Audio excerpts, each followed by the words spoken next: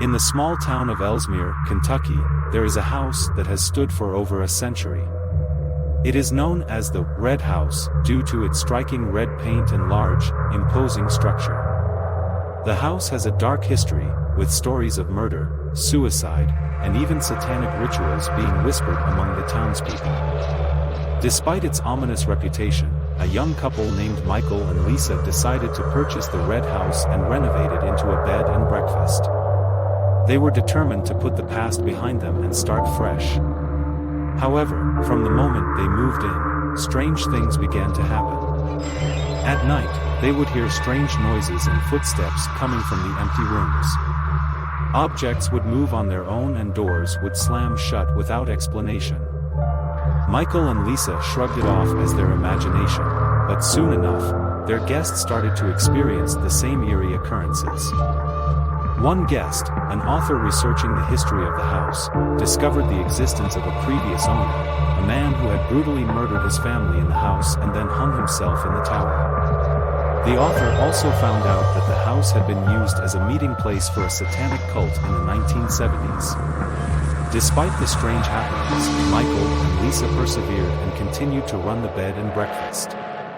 However, as the years went by, the occurrences became more frequent and intense, with guests reporting ghostly sightings and feeling a sense of being watched.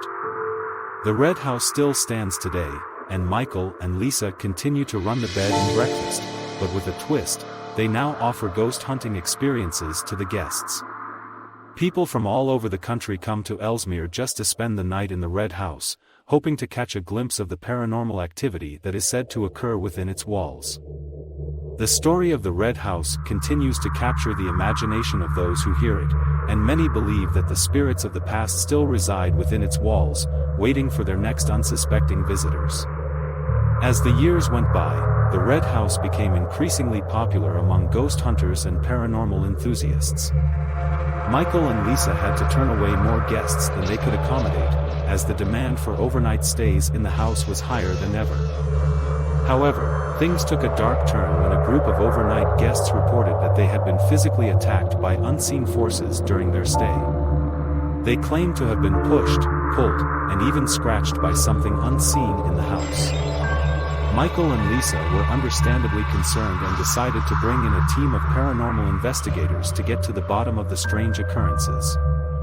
The team discovered that the house was built on a Native American burial ground, and that the spirits of the deceased tribe members were angered by the desecration of their land. The investigators also found evidence of past rituals and sacrifices performed by the satanic cult that had used the house in the 1970s. They believed that the spirits of the murdered family, as well as the cult members, were still trapped in the house, and that their negative energy was causing the physical attacks on the guests. Michael and Lisa were torn. They didn't want to close down the bed and breakfast, but they also couldn't continue to put their guests in harm's way. After much deliberation, they decided to close the bed and breakfast and turn the house into a museum where people could visit and learn about the dark history of the Red House. Today, the Red House continues to draw visitors from all over the country, who come to learn about its dark past and to experience the eerie atmosphere for themselves.